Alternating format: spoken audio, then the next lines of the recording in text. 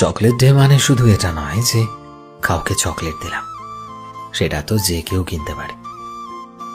আমার কাছে চকলেট দেওয়ার মানে হলো চকলেটের মিষ্টির মতো কাউকে ভালোবাসা দেওয়া।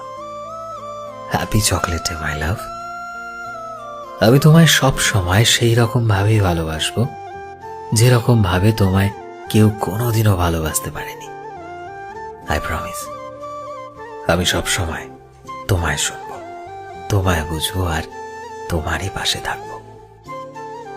আমি সেই সব কিছুই করব যেটা তোমার মুখে চকলেটের মতো একটা মিষ্টি হাসি নিয়ে আসবে সব সময়।